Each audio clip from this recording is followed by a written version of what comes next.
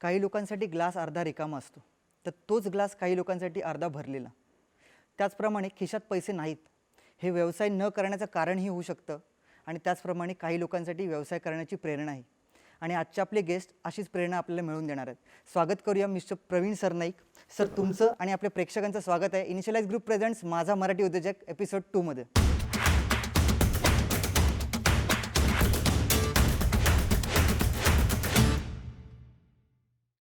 सरांची ओळख करून देतो. मॅनेजिंग डायरेक्टर केम क्लीन सर्व्हिसेस, साधारण एक 27 वर्षाचा अनुभव. भारतातल्या सर्व राज्यात सर्व्हिस प्रोव्हाइड केली आहे गेल्या 27 वर्षात आणि त्याचबरोबर भारताबाहेर एक साधारण 3 ते 4 देशात आपण सर्व्हिस प्रोव्हाइड करतो. सो असं एक प्रचंड अनुभव, प्रचंड मोठा व्यवसाय आणि त्याचबरोबर एक युनिक व्यवसाय. सर, आपण सुरुवात करूया पहिल्या फेरीला. फेरीचं नाव आहे मन मोकळ्या गप्पा. जरूर. सो पहिलाच प्रश्न, तुमचा व्यवसाय खूप युनिक आहे, काय सांगाल तुमच्या व्यवसायाबद्दल?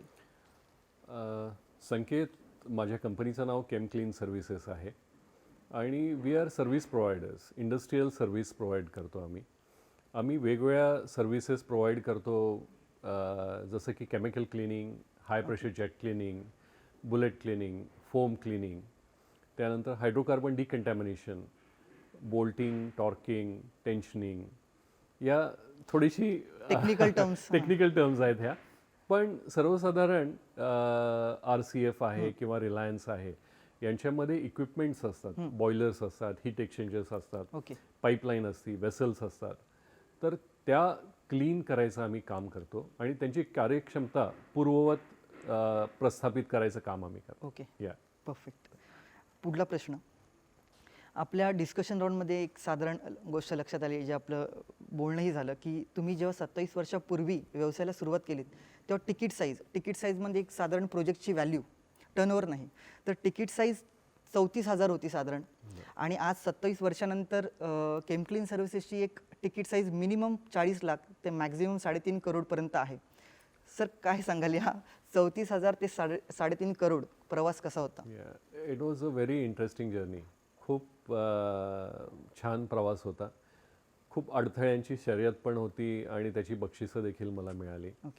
संकेत, केम क्लीन सर्व्हिसेस हा माझा पहिला व्यवसाय नाही आहे. अच्छा. त्याच्या आधी 3 वर्ष मी रायगड प्लास्टिक्स म्हणून एक प्लास्टिक बॅग मॅन्युफॅक्चरिंग युनिट चालू केलं. ओके. आणि मला प्रोत्साहन दिलं होतं त्यावेळेचे विरोधी पक्षनेते स्वर्गीय दत्ता पाटील आणि आमदार जयंतभाई पाटील, या दोघांनी मला प्रोत्साहन दिलं. मला बँकेचं कर्ज उपलब्ध करून दिलं. त्याच्यानंतर मी रायगड प्लास्टिक्स चालू केलं आणि आम्ही पहिला जॉब जो घेतला होता RCFमध्ये तो 35,000 रुपयाचा जॉब होता. मला अजून आठवतं आहे की युरिया प्लांटमध्ये एअर कॉम्प्रेसरचे आफ्टर आणि इंटरकूलर्स होते, त्याचं केमिकल क्लिनिंग करायचं होतं. मला केमिकल क्लिनिंगमधला ओ का ठो माहीत नव्हता, मला फ्लॅंज म्हणजे काय माहीत नव्हतं, मला स्पॅनर्स म्हणजे काय माहीत नव्हते. पण एक होतं की काहीतरी करायचं आहे आणि आपण त्याच्यामध्ये जायचं, पाठीमागे नाही बघायचं, घाबरायचं नाही. So we have started with that. Chem Clean services 1993 साली डिसेंबरमध्ये चालू झालं. पहिला जॉब RCFचा केला युरिया प्लांटमधला. मग छोटे छोटे जॉब आम्हाला येत होते की RCFमध्येच आम्ही काम करत होतो. त्यानंतर केमिकल क्लिनिंगच्या बरोबरीनं आमच्या असं लक्षात आलं की ही काही कामं कायमस्वरूपी नाही आहेत. तर हाय प्रेशर जेट क्लिनिंग ही एक सर्व्हिस असती की जी ह्या उद्योगांना लागती. तर त्याची आम्ही मशिनरी खरेदी केली आणि ती सर्व्हिस देखील आम्ही द्यायला सुरुवात केली RCFला. कालांतरानं असं झालं की मुंबईची एक कंपनी आली आणि आमचं ॲन्युअल रेट कॉन्ट्रॅक्ट होतं RCF बरोबर, तर त्या वर्षी टेंडर आम्हाला नाही मिळालं. सो फक्त एकच क्लायंट होता आमच्याकडं, तो म्हणजे RCF. आणि तेच काम गेल्यावर काय करणार आता, काहीच काम नव्हतं हातामध्ये. त्यावेळेला आम्ही पहिल्यांदा ठरवलं की आपण आता बाहेर पडायला पाहिजे. आणि तुम्ही फक्त तुमच्या गावामध्ये जेव्हा राहता तेव्हा तुम्ही एक लिमिटेड प्रगती करू शकता, तुम्हाला बाहेर पडायला पाहिजे. सो आम्ही रिलायन्स हजीरामध्ये प्रयत्न केला आणि पहिला काम आम्ही तिथं मिळवलं. ते आमचं महाराष्ट्राच्या अलिबागच्या बाहेरचं पहिलं काम होतं. RCFमधलं काम आमचं पूर्णपणे बंद झालं. त्यामुळं आम्हाला म्हणजे एक अडचणीमधून आम्हाला संधी मिळाली ही आणि आम्ही रिलायन्समध्ये पदार्पण केलं. रिलायन्समध्ये काम सुरू केल्यावर मग आम्ही आमची हाय प्रेशर जेट क्लिनिंगची मशीन्स वाढवली, केमिकल क्लिनिंगचे इक्विपमेंट्स वाढवले. हळूहळू आम्ही महाराष्ट्र आणि गुजरात या राज्यांच्यामध्ये कामं करायला लागलो.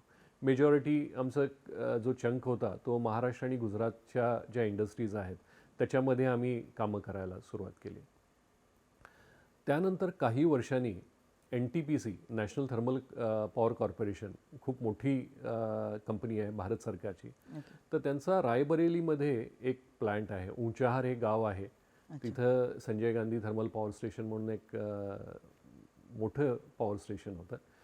तर तिथं कंडेन्सर केमिकल क्लिनिंग, कंडेन्सर म्हणजे पॉवर प्लांटमधलं एक अतिशय महत्त्वाचं इक्विपमेंट असतं की ज्याचा व्हॉल्यूम 200 मीटर क्यूब म्हणजे 200 मीटर क्यूब एवढा मोठा व्हॉल्यूम असतो त्याचा. तर त्याचं काम आम्हाला मिळालं. हे अशा पद्धतीचं पहिलं काम होतं. त्या इंडस्ट्रीमध्ये पॉवर प्लांटमध्ये देखील कंडेन्सर केमिकल क्लिनिंगची कामं पूर्वी नव्हती झालेली. तर ते अशा पद्धतीचं पहिलं काम होतं. आम्ही गेलो तिथं. इथून अलिबागहून ऊंचाहारला जाणं, तिथं काम करणं खूप डिफिकल्ट होतं. उत्तर प्रदेश आपण बघतो सिरियल्स वगैरेमध्ये बघतो काय परिस्थिती काय नाही. पण आम्ही काम ते खूप सक्सेसफुली केलं आणि ते काम केल्यानंतर आमच्यासाठी एक नवीन दालन ओपन झालं की पॉवर प्लांट्स हे नवीन आमच्यासाठी दालन खुलं झालं. मग पॉवर प्लांट्समध्ये आम्ही कंडेन्सर केमिकल क्लिनिंग करायला लागलो. मग त्या जॉबची साईज त्यावेळेला 20 ते 15 ते 20 लाखापर्यंत असायची. पोचलो. हां, त्या लेवलला पोचलो. मग त्याच्यानंतर आम्ही कहलगावला गेलो. कहलगाव हे बिहारमधलं जागा आहे. या साईटवरचा एक तुला गमतीदार अनुभव सांगतो माझा मी की तिथं आम्ही एक सब कॉन्ट्रॅक्ट दिलेलं होतं फॅब्रिकेशनचं. तर त्या कॉन्ट्रॅक्टरशी निगोशिएट करत होतो आम्ही. आमच्या मते त्या कामाची किंमत 8 लाख रुपये होती. कॉन्ट्रॅक्टरने 20 लाख रुपये कोट केले होते. तर आम्ही खूप म्हणजे सगळं त्याला पॉईंट टू पॉईंट करून दाखवलं, याचे एवढे पैसे, याचे एवढे पैसे, याचे एवढे पैसे. तोही थकला, आम्हीही थकलो. आम्हालाही कळत नव्हतं, त्यालाही कळत नव्हतं कसं समजवायचं. मग त्यांनी आम्हाला सांगितलं, साहब आप यहाँ पे कहलगांव में आ रहे हो, यहाँ पे जॉब कर रहे हो और आपके सब लोगों के साथ वापस जा रहे हो, तो उसका पैसा कौन देगा? तो जो ऊपर का पैसा है वो उसका पैसा है. अच्छा. सो हेही गोष्टी आम्ही बघितल्या. तर कहलगावसारख्या अतिशय डेंजरस भागामध्ये किंवा ऊंचाहार देखील तसं तिथंही आम्ही कामं केली. आसाममध्ये देखील आम्ही जाऊन काम केलं. हे करता करता मग आमच्यासारख्या काम करणारी दिल्लीची एक कंपनी होती. तर त्या कंपनीचे काही लोक त्या कंपनीमध्ये नाराज होते. तर त्यांची अख्खी टीम आमच्याकडं आली आणि त्यांनी आमच्याकडं जॉबची मागणी केली. ती टीम आल्यानंतर आम्ही बॉयलर केमिकल क्लिनिंग या क्षेत्रामध्ये पदार्पण केलं. सो आमचं तिकीट साईज परत वाढला. तर ते 35 ते 40 लाखापर्यंत आमचं काम आम्हाला स्टार्टअप झालं. सो मग बॉयलर्सचं दालन आम्हाला उपलब्ध झालं. आम्ही धाडस दाखवलं, बॉयलर केमिकल क्लिनिंगमध्ये केलं. आम्हाला कुठलाही अनुभव नव्हता, कंपनीला नव्हता, मला नव्हता. पण त्या लोकांच्या मदतीने आम्ही तेही काम चालू केलं आणि त्याच्यामध्येही आम्ही सक्सेस मिळवलं. सो कंपनी वाढत गेली. व्हेरी इंटरेस्टिंगली माझ्या कंपनीमध्ये जे लोक काम करत आहेत, काही अलिबागचे आहेत, काही बाहेरचे आहेत. तर या प्रवासामध्ये सगळ्या मला तुला सांगायला आनंद वाटेल की ज्या मुलांनी आपल्या खंडाळ्याची आजूबाजूची मुलं आहेत, जी मुलांनी रेल्वे पण बघितली नव्हती, तर ते हेलिकॉप्टरमध्ये बसले. ते हेलिकॉप्टरमधून ONGCच्या साईटवर जे म्हणजे समुद्रामध्ये ज्या साईट्स असतात तर तिथं ते गेले, तिथं राहिले, तिथं कामं केली. सो खूप ऑपॉर्च्युनिटीज मिळाल्या. आमचं बॉयलर केमिकल क्लिनिंगचं काम बघितल्यावर थर्मॅक्स या कंपनीने आम्हाला काम दिलं. त्यांच्याकडं आमचं काम चांगलं झाल्यावर त्यांना असं लक्षात आलं की हे लोक चांगलं काम करत आहेत. येमेनमध्ये त्यांची एक साईट होती. तर येमेनमधला बॉयलर केमिकल क्लिनिंगसाठी त्यांनी आम्हाला ऑफर केलं की आप ये करोगे क्या, येमेन जाना है और करना है. चला करूया, बघूया.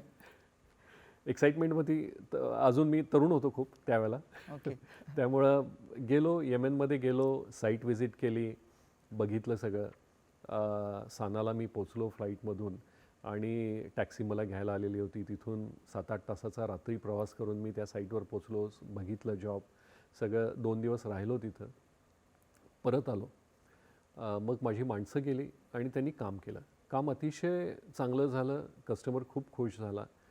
ते काम बघितल्यावर काही दिवसांनी, काही महिन्यांनी आम्हाला सुदानमध्ये एक काम आलं. सो सुदानमध्ये एक पॉवर प्लांटमध्ये 4 कंडेन्सर होते. तर ते 4ही कंडेन्सर आम्ही केमिकल क्लिनिंग केले. पूर्ण माझी टीम इथून गेली होती, अलिबागची मुलं होती. तर ते गेले तिथं, ते 2-3 महिने राहिले, त्यांनी तिथं काम केलं. असं हा सगळा प्रवास एक टप्पा. एक टप्पा आमच्या कंपनीचा आम्ही बघितला. आणि हे करताना मग अलीकडंच एक मोरोक्कोमध्ये आम्हाला संधी आली. मोरोक्को हा देश आफ्रिकन देश आहे, पण युरोपच्या अतिशय जवळ आहे. तिथे लोक फ्रेंच बोलतात. अच्छा. सो यू कॅन अंडरस्टँड की आपण अलिबागहून उठायचं, मोरोक्कोमध्ये जायचं, तिथं फ्रेंच बोलणारे लोक, आणि आपल्याला फ्रेंचचा ओ का ठो माहीत नाही, आणि त्यात आपले कामगार देखील घेऊन जायचे आणि तिथं काम करायचं. पण तेही काम अतिशय आम्ही सक्सेसफुली केलं आणि customer was very happy. So असा जर्नी झाला. हे करता करता लक्षात आलं की आपल्याला कुठंतरी स्टॅग्नन्सी आलेली आहे. ओके. की टर्नओव्हर जो आहे आपल्याला एक लिमिटेड आहे आपला. मग असं लक्षात आलं की आपल्याला आपली तिकीट साईज वाढवायला पाहिजे. त्यामुळं आपण आपला टर्नओव्हर वाढवू शकतो. मग मी UK ला गेलो. तिथं एक प्रोडिकॉन म्हणून कंपनी आहे. तर त्या कंपनीबरोबर आम्ही टायअप केलं. रिफायनरी ज्या आहेत तर त्याच्यामध्ये हायड्रोकार्बन डिकंटॅमिनेशन म्हणून एक सर्व्हिस लागते. ओके. ही खूप क्रिटिकल सर्व्हिस आहे आणि खूप स्पेशलाइज सर्व्हिस आहे. याच्यामध्ये जे केमिकल्स लागतात ते सगळे परदेशातून येतात. टेक्नॉलॉजी जी असते ती परदेशातली असते. तर त्या सर्व्हिसेस इंडियामध्ये देण्यासाठी मी UK मध्ये गेलो, त्या लोकांशी टायअप केलं आणि मग त्या कंपनीला आम्ही इंडियामध्ये आणलं कोलॅबरेशनमध्ये. ओके. त्यांच्याबरोबर BPCLमध्ये आम्ही काम केलं, बठिंडा रिफायनरीमध्ये काम केलं. सो आमचा तिकीट साईज वाढला आणि आता जे आहे ते आम्ही करतो आहे. याच्यामध्ये प्रोग्रेस अजून करायचा प्रयत्न करतो आहे. नुकतंच एका दुबई बेस्ड कंपनीबरोबर आम्ही टायअप केलेलं आहे की आमचे जे एक्झिस्टिंग क्लायंट्स आहेत त्यांना टॉर्किंग, बोल्टिंग ह्या सर्व्हिसेस पण लागतात. ओके. तर त्या त्यांना देण्यासाठी आम्ही त्या दुबई बेस्ड कंपनीबरोबर आमचं टायअप केलेलं आहे. फर्दर असा एक्सपान्शन. प्रवास आहे. या प्रवासामध्ये खूप अडचणी आल्या, खूप संधी मिळाले, खूप आम्हाला मजा आली काम करताना. मला स्वतःला ट्रॅव्हल हे माझं पॅशन आहे आणि माझ्या व्यवसायानिमित्त मला सगळीकडं फिरायला लागतं. आम्ही ऑलमोस्ट एव्हरी स्टेट, जर जम्मू काश्मीर सोडलं किंवा ऑलमोस्ट एव्हरी स्टेटमध्ये आम्ही काम केलेलं आहे. Great great. म्हणजे खूप मोठा अनुभव आहे आणि खरंच काही गोष्टी ज्या तुम्ही म्हणालात की जिद्द असणं खूप गरजेचं आहे. आणि आपण ऑपॉर्च्युनिटीज क्रिएट करत नाही तर आपण मग वाट बघतो. कम्फर्ट झोन आपण ज्याला म्हणतो की जसं आता कोविडमध्ये खूप नवीन व्यवसाय सुरू झाले, जसं तुम्ही म्हणालात त्याप्रमाणे ते आहेच. छान माहिती दिलीत तुम्ही. पुढला प्रश्न, बिझनेस कोच किंवा लाईफ कोच आपण त्यांना म्हणतो. तुम्ही जसं म्हणालात की एक स्टॅग्नन्सी येऊन जातं सर्टन टर्नओव्हर नंतर पुढे काय करायचं, कारण आपण आपापल्या कॅपेबिलिटीप्रमाणे एक व्यवसाय सुरू करतो आणि सर्टन लेवलनंतर स्टॅग्नन्सी येते. पण मग कोणतरी आपल्याला गायडन्ससाठी हवं आहे, म्हणजे बिझनेस कोच. बरोबर. तर किती महत्त्वाचं आहे बिझनेस कोच असणं? आहे संकेत, मी नक्की सांगेन की बिझनेस कोच हा किंवा लाईफ कोच हा इम्पॉर्टंट आहे, ठीक आहे. पण एक सर्टन लेवलनंतर तुम्ही जेव्हा अगदी सुरुवातीला तुमचा व्यवसाय चालू करता त्यावेळेला तुम्हाला त्यांची मदत नाही घेतली तरी चालेल. तुम्ही तुमचा व्यवसाय सेट करायला पाहिजे. तुम्ही त्या व्यवसायामध्ये पाय रोवायला पाहिजेत. आणि जेव्हा तुम्हाला कॉन्फिडन्स येतो की बाबा मी याच्यामध्ये काहीतरी करू शकेन, तेव्हा ग्रोथसाठी तुम्ही लाईफ कोचची किंवा बिझनेस कोचची मदत घेतली तर तुम्हाला नक्की फायदा होऊ शकेल. इनफॅक्ट ह्या कोविडच्या पिरियडमध्ये सगळं बंद होतं आणि मग ऑनलाईन बऱ्याच लोकांनी त्यांचे वेबिनार्स केलेले होते. तर ते काही मी अटेंड केले आणि त्याच्यानंतर माझ्या असं लक्षात आलं की इट्स रिअली गुड. म्हणजे आपल्याला बऱ्याच गोष्टी माहीत नसतात, ते आपल्याला माहिती होतात. आपल्याला स्वतःला अपग्रेड करायचं असेल. सी SME जे असतात ते म्हणजे फ्रॉम अ स्क्रॅच चालू झालेले असतात. छोट्या प्रमाणात चालू झालेले असतात. शिक्षण कदाचित मर्यादित असतं.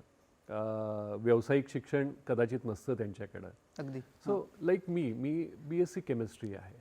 म्हणजे माझं शिक्षण काही खूप मोठं असं नाही आहे. इंजिनिअरिंग ग्रॅज्युएट पण नाही आहे मी. मॅनेजमेंटचा डिप्लोमा किंवा डिग्री नाही आहे माझ्याकडं. सो एका सर्टन लेवलनंतर मी जेव्हा RCF किंवा रिलायन्स या कस्टमरकडे काम करायचो, तेव्हा मी बघायचो की कॉर्पोरेट ट्रेनिंग यांना खूप चांगलं मिळतं. मला हेवा वाटायचा.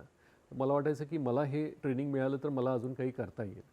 सो आता ती संधी उपलब्ध आहे. बरेचसे बिझनेस कोच अवेलेबल आहेत आणि त्याच्यामधून तुम्ही तुमचं नॉलेज वाढवू शकता. SMEजना तो एक फायदा होतो. मिळू शकतो. नक्कीच. थँक्यू. प्रेक्षकांना सांगायला आवडेल की बिझनेस कोच खरंच खूप इम्पॉर्टंट आहे. एक सर्टन लेवलनंतर, एक व्यवसायाचा सर्टन टप्पा गाठल्यानंतर गरज पण आहे. पण त्याचसोबत जसं सरांनी सांगितलं की कधी कुठल्या लेवलला बिझनेस कोच अपॉइंट करायचा हेही खूप महत्त्वाचं आहे. इनिशियल फेजेसमध्ये साधारण तुम्ही तुमच्या कॅपॅबिलिटीप्रमाणे व्यवसाय सुरू आणि एक्सपांड करू शकता. सर, पुढला प्रश्न की आजच्या डेटमध्ये Wipro is an IT giant हे आज सगळ्यांना माहिती आहे. पण कित्येक जणांना हे माहीत नसेल की विप्रो साधारण एक 1945ला जेव्हा एस्टॅब्लिश झाले तेव्हा Wipro vegetable oils, edible oils ह्या प्रोडक्ट मॅन्युफॅक्चरिंग ह्या सेक्टरमध्ये होती आणि आज इतक्या वर्षानंतर एक IT जायंट म्हणून. डायव्हर्सिफिकेशन थोडक्यात काय सांगाल? डायव्हर्सिफिकेशन किती महत्त्वाचं आणि का गरजेचं आहे? बरोबर आहे. या डायव्हर्सिफिकेशन इज व्हेरी इम्पॉर्टंट. खूप महत्त्वाचं आहे. कसं आहे, मी विप्रो खूप मोठी कंपनी आहे आणि त्यांचं डायव्हर्सिफिकेशन जे आहे ते खूप वास्ट आहे. पण मी माझ्या व्यवसायाशी रिलेटेड मी सांगू शकेन की मी एक सर्व्हिस देत होतो तेव्हा मी तेवढ्या सर्व्हिससाठी लिमिटेड होतो. सो माझा कस्टमर बेस लिमिटेड होता. मी डायव्हर्सिफाय केलं मला आणि मी दुसरी देखील सर्व्हिस चालू केली. मी पूर्वी फक्त केमिकल क्लिनिंग करायचो. Then I have diversified myself into high pressure jet cleaning. मग मी डायव्हर्सिफाईड मला केलं बुलेट क्लिनिंग, फोम क्लिनिंगसाठी. देन आय हॅव मी UK बेस्ड कंपनीबरोबर कोलॅबरेशन केलं आणि again I have diversified into hydrocarbon decontamination. ह्या सगळ्या गोष्टी केल्यामुळं जर आज मला केमिकल क्लिनिंगचा बिझनेस मिळत नाही आहे तर मला कुठून तरी हाय प्रेशर जेट क्लिनिंगचा बिझनेस मिळतो. हाय प्रेशर जेट क्लिनिंग नसेल तर मला कुठून तरी फोम क्लिनिंगचा बिझनेस मिळतो. सो डायव्हर्सिफिकेशनचे अनेक फायदे आहेत. त्याच्यामध्ये एक तर काय आहे की ग्रोथ तुमची चांगली होऊ शकते. दुसरं, स्टॅबिलिटी तुम्हाला मिळू शकते. कारण एक नाही तर दुसरं नाही तर तिसरं काहीतरी तुमचं चालू राहू शकतं. इन्कम सोर्सेस जे आहेत तर ते तुम्हाला मिळू शकतात. So diversification is very important. आणि दुसरं एक महत्त्वाचं आहे डायव्हर्सिफिकेशनमध्ये मला असं वाटतं, विप्रोचं उदाहरण जे आहे ना ते थोडंसं वेगळं आहे. विप्रोनी म्हणजे तेलापासून सॉफ्टवेअरमध्ये गेले. पण मला असं वाटतं की SME जे आहेत ना त्यांनी आपलं जर कोर सेक्टर आहे त्याच्या अनुषंगानं डायव्हर्सिफिकेशन करणं गरजेचं आहे.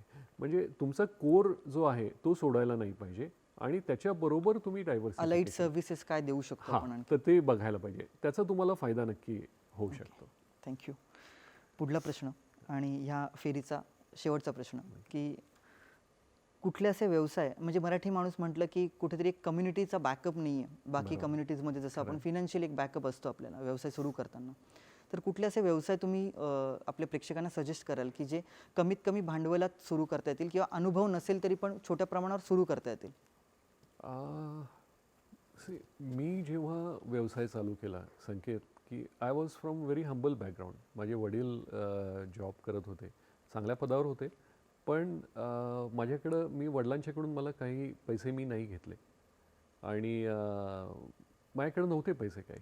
पण मी चालू केलं आणि मी आता या लेवलला आहे. सो पैसा हा नक्कीच अडथळा नाही आहे. तुम्ही मिळवू शकता. तुमचे स्ट्रॉंग पॉईंट्स तुम्ही बघायला पाहिजेत आणि ते युटिलाइज केले तर ते तुम्ही पैशामध्ये रूपांतर करू शकता. मी असं सांगेन की अलिबाग, जर आपण अलिबागमध्ये आहोत तर अलिबागच्या अनुषंगानं जर बोलायचं झालं तर अलिबागमध्ये अलिबाग आणि आजूबाजूच्या परिसरामध्ये इंडस्ट्री आहे टुरिझम आहे आणि समुद्र आहे. ठीक आहे, ह्या 3 गोष्टी मोठ्या प्रामुख्याने आहेत. तर त्याच्याशी रिलेटेड खूप सारे व्यवसाय आहेत. तुम्ही इंडस्ट्रीमध्ये नोकरीसाठी नका जाऊ. तुम्ही इंडस्ट्रीमध्ये खूप साऱ्या सर्व्हिसेस लागतात. जसे की फॅब्रिकेशन कॉन्ट्रॅक्टर असतो किंवा स्कॅफोल्डिंग कॉन्ट्रॅक्टर असतो, मॅनपॉवर सप्लायर असतो किंवा काही त्यांना कंपन्या ज्या आजूबाजूच्या आहेत त्यांना लागणाऱ्या काही गोष्टी असतात, स्पेशलाइज गोष्टी असतात, ज्या तुम्ही मुंबईहून किंवा बाकी ठिकाणाहून आणून तुम्ही त्यांना देऊ शकता. खूप साऱ्या गोष्टी आहेत. पेंटिंग कॉन्ट्रॅक्टर आहे, सिव्हिल कॉन्ट्रॅक्टर आहे, मेकॅनिकल मेंटेनन्स आहे. तर तुम्ही जरूरत नाही आहे की तुम्ही लगेच तो व्यवसाय चालू करायला. तुम्ही त्याच्यामध्ये जावा, तिथं काम करा, थोडे दिवस, 6 महिने काम करा, वर्षभर काम करा, एक्सपिरियन्स घ्या आणि तुम्ही त्याच्यामध्ये तुमचा स्वतःचा व्यवसाय चालू करू शकता. ते कितीतरी आहेत. टुरिझम आहे, टुरिझम रिलेटेड खूप सारे विषय आहेत की जे मुलं करू शकतील. मला वाटतं मी पाठीमागचा स्वप्नालीचा आणि व्हिडिओ बघितला, त्याच्यामध्ये देखील त्यांनी टुरिझमच्या रिलेटेड खूप खूप सांगितलं. सारे आणि समुद्र आहे तर वॉटर स्पोर्ट्स आहेत किंवा त्याच्या अनुषंगाने ज्या गोष्टी आहेत त्या आपण करू शकतो. खूप सारे गोष्टी अलिबागमध्ये बरेचसे पुण्याचे लोक जे येतात ते सन्मानचं जेवण जेवायला येतात. सन्मान गोमंतकीय अतिशय सुंदर जेवण देतं. मग अलिबागचं आपलं काळं मटण किंवा खायचं मटण जे आहे खारेपाट्यातलं केवढं सुंदर मटण आहे ते का नाही? त्याची का स्पेशालिटी आपल्याकडे एक अलिबागची ओळख म्हणून. हां, मग तसं आपल्या अलिबागच्या मुलांनी जर तसं चालू केलं काही तर त्यालाही चांगला रिस्पॉन्स मिळेल. फक्त तुम्ही हां म्हणजे आणि तुमच्यासमोर उदाहरणं आहेत. अलिबागमधले मराठी मुलांनी व्यवसाय केलेले नाही आहेत असं नाही आहे. कितीतरी लोक आहेत. म्हणजे आज आपण इथे बसलो आहे त्या स्वप्नालीचं एवढं मोठं व्यवसाय आहे. माझे मित्र आहेत अनिल म्हात्रे जे टँक्स सोनल फॅब्रिकेशन आहे, टँक्स बनवतात, कित्येक देशांना सप्लाय करतात. माझा मित्र आहे अमित वैद्य, त्यांनी सलोनपासून चालू केलं आणि काय लेवलला आता त्यांनी सलोन नेलेलं, नेक्स्ट लेवल आलेलं आहे. प्रवीण नाईक म्हणून माझा एक वर्गमित्र आहे, कोकण फूड्स म्हणून काम करतो. इतक्या ग्राउंड लेवलपासून काम केलं आणि खूप मोठ्या प्रमाणात आता म्हणजे त्याचं एक्सपोर्टसुद्धा करायची स्वप्न बघतो तो. सो असं नाही आहे की अलिबागमधली मुलं करत नाहीत असं नाही. तुमच्या आजूबाजूला खूप लोक आहेत, तुम्ही बघायला पाहिजे, तुमचा तो दृष्टिकोन पाहिजे आणि त्याचा अभ्यास करून तुम्ही जर पुढे गेला तर नक्की करू शकता. नक्की नक्की. आणि खूप सुंदर वाक्य म्हणाला तुम्ही की अलिबाग आणि आजूबाजूला खूप साऱ्या इंडस्ट्रीज आहेत. तर मराठी तरुणाने तिथे जाऊन नोकरी न मागता तिथे कॉन्ट्रॅक्च्युअल बेसिसवर काय काम मिळेल आणि तिथून कुठेतरी उद्योगाला एक सुरुवात होईल हे बघणं खूप महत्त्वाचं आहे. हा होता आपला पहिला राऊंड, पहिली फेरी. सुरुवात करूया आपल्या पुढच्या फेरीला, ज्याचं नाव आहे छोटंसं गुपित. Okay, great. कुठलाही व्यवसाय म्हटलं ना तर पहिली 3 वर्ष खूप महत्त्वाची आहेत आणि त्या पहिल्या 3 वर्षात प्रत्येक छोटी गोष्ट जी आपण करू ती व्यवसायाला मोठं बनवतं. त्याचप्रमाणे पहिल्या 3 वर्षात आपण जास्तीत जास्त पैसा, जो नफा आपल्याला मिळतोय तो पुन्हा व्यवसायात कसा गुंतवू आणि त्याच्यातून इन्फ्रास्ट्रक्चर, नवीन मशिनरीज कशा वाढवू, बिझनेस कसा एक्सपांड करू, हे खूप महत्त्वाचं आहे. आणि त्यामुळे पहिल्या 3 वर्षात किंवा तिथूनही पुढे ॲज अ ओनर, उद्योजक, व्यावसायिक म्हणून आपण आपल्या स्वतःसाठी ठराविक सॅलरी घेणं खूप महत्त्वाचं आहे. सर, प्रेक्षकांना काय सांगाल की तुमच्या पहिल्या 2 वर्षाची सॅलरी किती होती? संकेत, तुला विश्वास नाही बसणार कदाचित, पण मी फक्त 5,000 रुपये सॅलरी घ्यायचो. फक्त 5,000 रुपये. कारण मला वैयक्तिक काही खर्च नव्हते, माझे काही छंद नव्हते असे की ज्याच्यावर पैसे खर्च होते. पप्पांचा जॉब होता, घर होतं. सो मला पैसे लागत नव्हते कुठल्याही गोष्टीसाठी.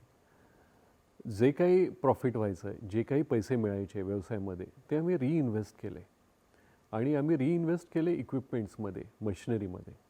त्याचा फायदा असा झाला की जसे आम्ही पैसे रिइन्व्हेस्ट केले मशिनरीमध्ये, आमची मशिनरी वाढत गेली आणि जशी मशिनरी वाढली तसं आम्हाला अजून जास्त जॉबवर काम करायला संधी मिळाली आणि परत आमचा प्रॉफिट वाढला.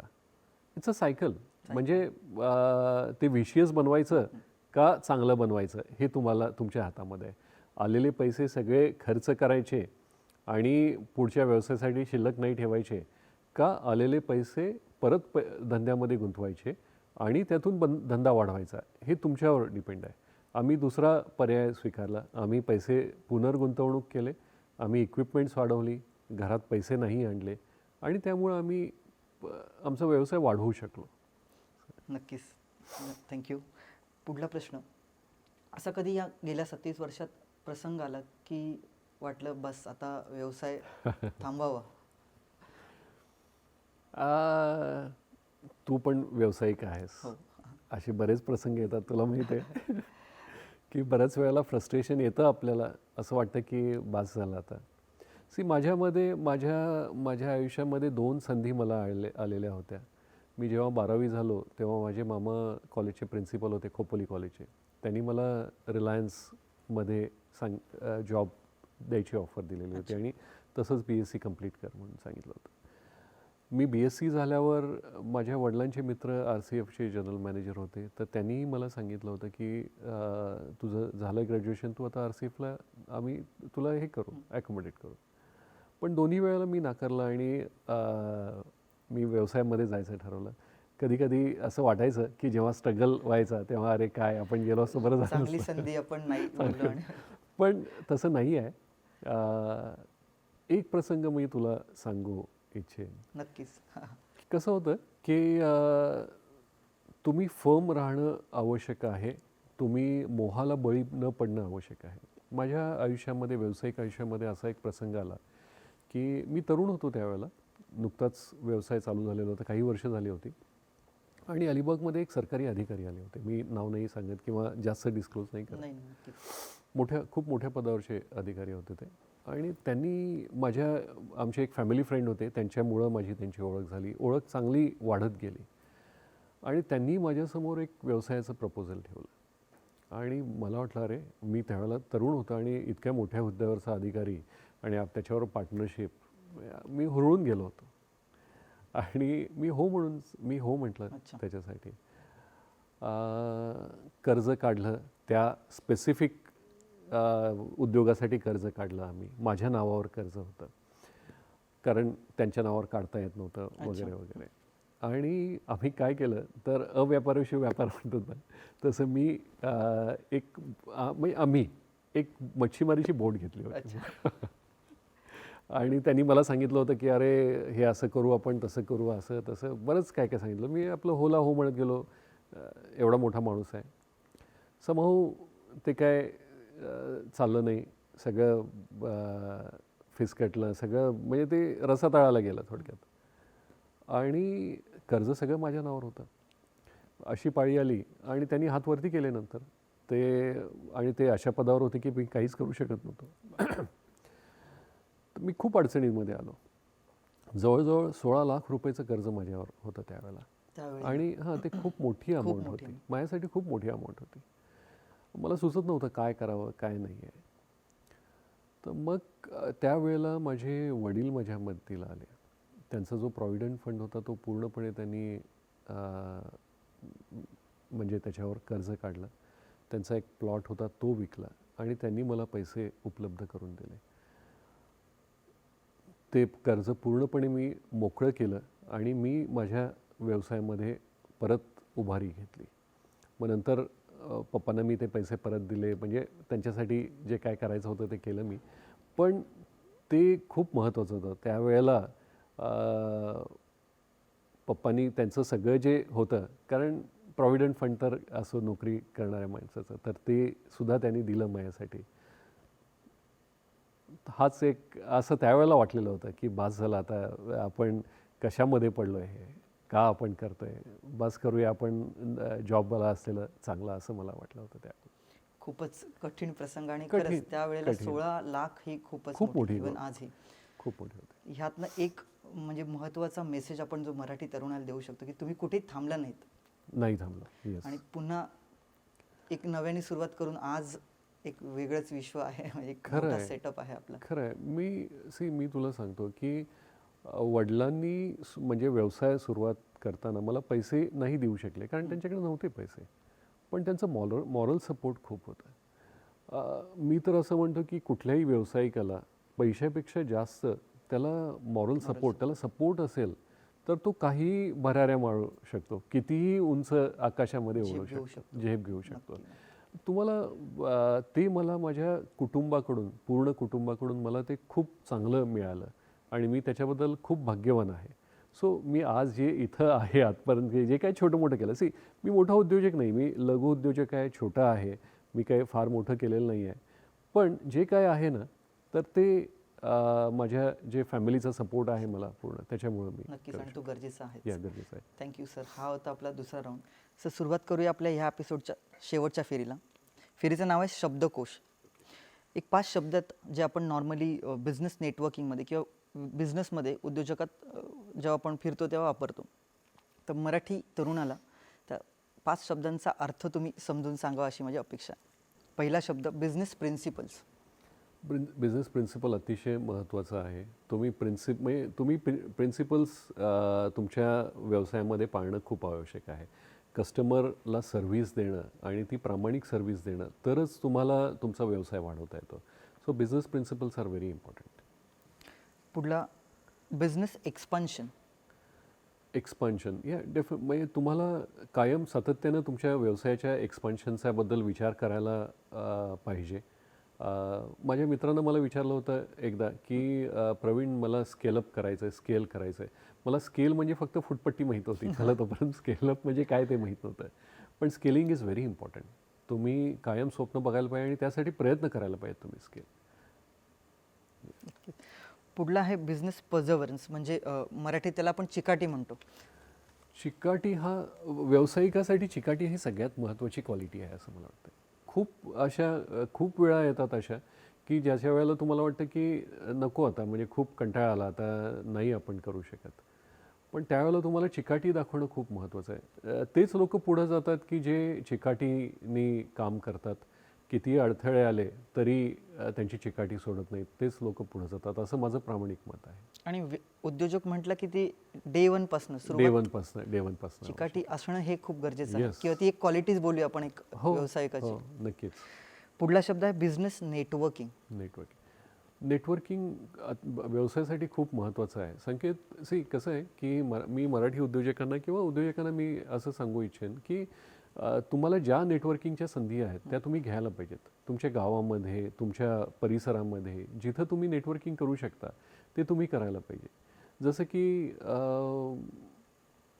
सॅटर्डे क्लब आहे किंवा BNI आहे, या वेगवेगळ्या सॅटर्डे क्लब इलाइट्स आहे, या वेगवेगळ्या संस्था आहेत की ज्या तुम्हाला नेटवर्किंगच्या संधी देतात. किंवा सोशल वर्क करणारे सुद्धा ज्या संस्था आहेत, जसं की लायन्स क्लब आहे, रोटरी क्लब आहे, या देखील संस्था आहेत. याचंही आपण सदस्य व्हायला पाहिजे व्यावसायिकांनी, कारण त्याच्यामध्ये तुम्हाला वेगवेगळे लोक भेटतात, वेगवेगळ्या व्यवसायामधले लोक भेटतात, समाजातली प्रतिष्ठित मंडळी तुम्हाला भेटतात आणि त्याच्यामुळं तुम्हाला तुमचा व्यवसाय वाढीसाठी नक्कीच मदत मिळू शकते, सल्ला मिळू शकतो, संधी मिळू शकतात. मी स्वतः लायन्स क्लबचा सदस्य आहे. आणि मी यूथ एक्सचेंज ह्या इंटरनॅशनल यूथ एक्सचेंजवर काम करतो. मी गेल्या 2 वर्षामध्ये जवळजवळ 100 मुलांना आणि त्यातली म्हणजे रायगड डिस्ट्रिक्टमधली 20 मुलं आहेत, अच्छा, जगभरामध्ये वेगवेगळ्या देशांच्यामध्ये पाठवलेलं आहे त्यांच्या म्हणताय? फॅमिलीजमध्ये राहण्यासाठी. Amazing. तिथं ते महिनाभर राहिलेत, त्या फॅमिलीजमध्ये राहिलेत आणि कॅम्पमध्ये त्यांनी पार्टिसिपेट केलं आहे की जिथं 30 ते 40 देशातली 25-30 मुलं एकत्र राहतात. So it's a unlimited exposure. तुम्ही अशा प्रकारच्या क्लबचं सदस्य असेल तर तुम्हाला अनलिमिटेड एक्सपोजर असतं. आणि तशीच परदेशातली मुलं पण येतात, तीही आमच्या फॅमिलीजमध्ये राहिलेली आहेत. सो मी स्वतः जातो, मी इंटरनॅशनल कन्व्हेन्शनला दरवर्षी जातो. तिथं वेगवेगळ्या देशातल्या लोकांची भेटीगाठी होतात, मैत्री होते. गेल्याच आठवड्यामध्ये फ्रान्स लायन्स क्लबची जी मीटिंग होती त्यांच्या डिस्ट्रिक्टची, ओके.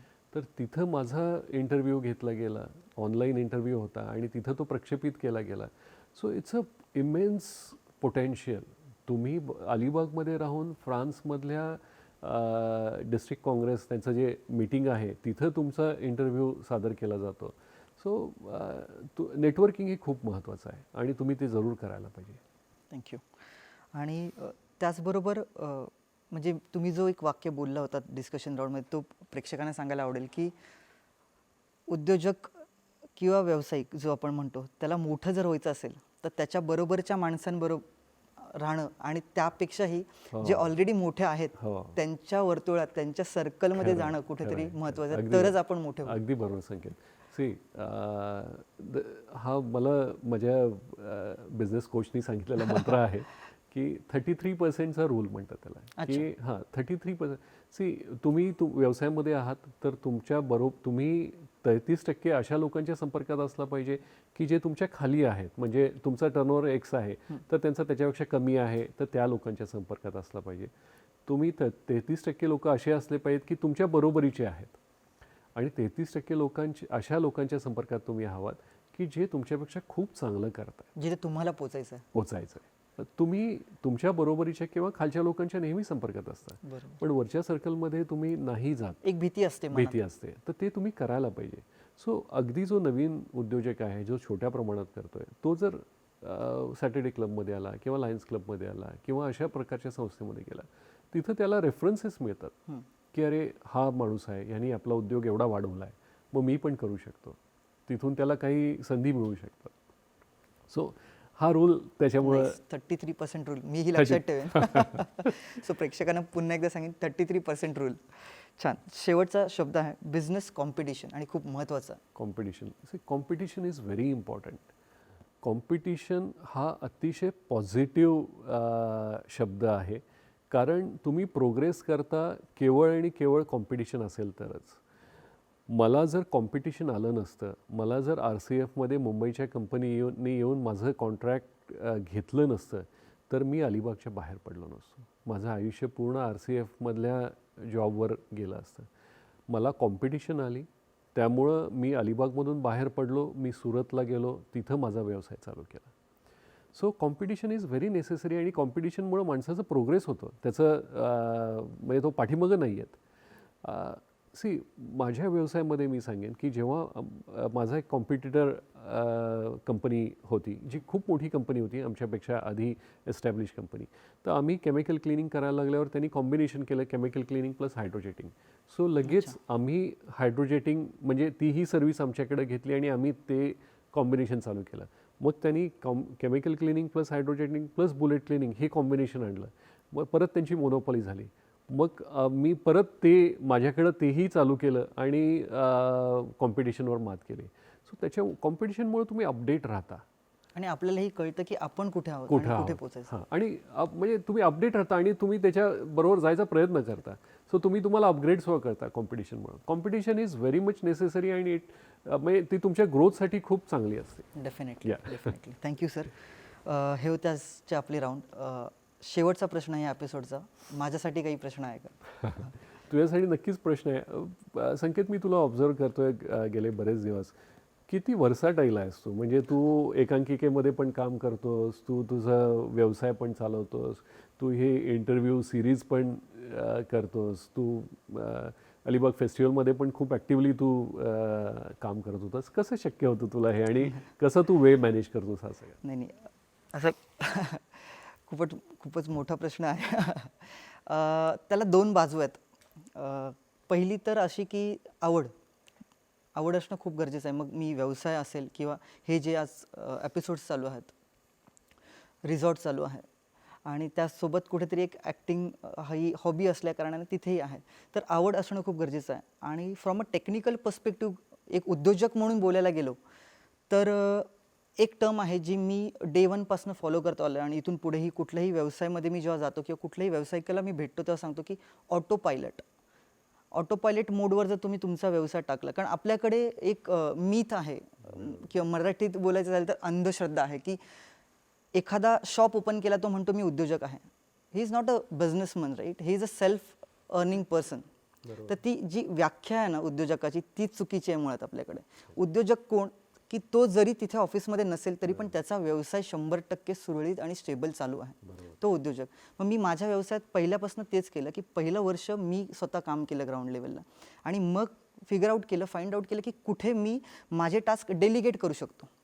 100% नाही पण ॲटलिस्ट एक 70%, 30% मी माझं लक्ष तर असलंच पाहिजे तिथे कुठेतरी. मग ते डेलिगेट करत गेलो. ऑटो पायलट मोडवर पहिला व्यवसाय टाकला. मग 2 वर्षांनी दुसरा एक व्यवसाय सुरू केला आणि मग आता 3ऱ्या वर्षात कुठेतरी स्टॅबिलिटी आल्यानंतर पुन्हा माझ्या हॉबीजसाठी चालू केलं. कारण मागचे 2 वर्ष व्यवसायात उतरल्यापासून ते सुटलं होतं. ग्रेट. सी पण संकेत ह्याच्यासाठी खूप हिंमत लागते. स्वतःचा व्यवसाय ऑटो पायलटवर टाकून आपण मोकळं होणं याच्यासाठी खूप हिंमत आणि खूप छाती लागते, मोठी हे लागते. कारण लोक घाबरतात, माझं सुटेल, माझा कंट्रोल सुटेल. सो तू हे करतोयस, it's a really great thing and salute to नाही युअर. सर, आत्ताशी सुरुवात आहे, पण thank you for your compliments. So हा होता आपला एपिसोड नंबर 2. तुम्ही खरंच म्हणजे खूप खूप छान मार्गदर्शन केलं. मलाही माझ्यासाठी खूप चांगला एक्सपिरियन्स घेऊन जाणार आहे मी आज ह्या एपिसोडनंतर, आणि आपल्या प्रेक्षकांना नक्कीच खूप भरभरून मिळाले. आणि ह्या एपिसोडनंतर आणखीन मराठी तरुण उद्योजक म्हणून पुढे येतील याची खात्री आहे. आणि जाता जाता एक छोटासा मेसेज मराठी तरुणाला देता येईल की तुमचं ध्येय पूर्ण नाही झालं तरी चालेल, पण कुठेतरी एक ध्येय असणं खूप गरजेचं आहे. आणि जर ते नसेल तर ती खूप खरंच गंभीर समस्या आहे. नक्कीच.